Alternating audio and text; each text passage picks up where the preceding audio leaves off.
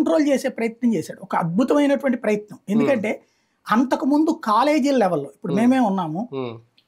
మా నానా తిప్పలు పడి 300, 500 ఫీజు ఆ రోజున కాలేజీ ఏడాదికి. కానీ అది కట్టడానికి నెలకి 50 రూపాయలు చొప్పున షాప్లో కట్ చేయించుకోవాలి జీతం. ఆయనకు వచ్చే 700, 800 రూపాయలు. అట్లాంటిది అనుభవించినటువంటి వాడిగా ఒక డబ్బులకి ఎంత వాల్యూ అనేటువంటిది తెలుస్తుంది.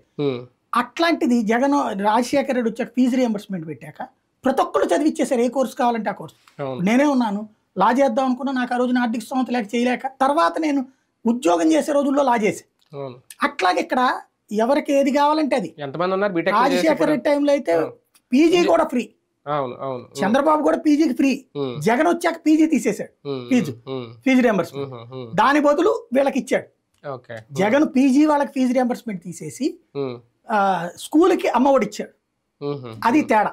సరిగ్గా గొడవ చేయాలంటే అట్లాంటివి ఎత్తాలి పీజీలో.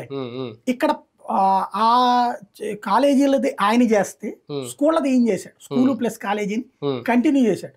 ఇవాళ రోజున అది తీసేయడం వలన ఈ ఏడాది ఎంతమంది మానేస్తారో తెలియదు. లేదా ఈ ఏడాది వరకు భరిద్దాంలే అనుకుంటే నీకు ఒక 15,000 అంటే ఆషామాషి కాదండి ఒక లేబర్కి. మనం అనుకుంటుంటాం 15,000 అంటే మనం ఇప్పుడు నేను మొట్టమొదటి జీతం నాకు ఫస్ట్ నెలలో 125 రూపాయలు వచ్చింది ఈనాళ్ళు చేసినప్పుడు. 2 నెలలు సరే స్ట్రింగర్గా కాబట్టి తర్వాత 1000 రూపాయలు వచ్చింది, 1500 వచ్చింది,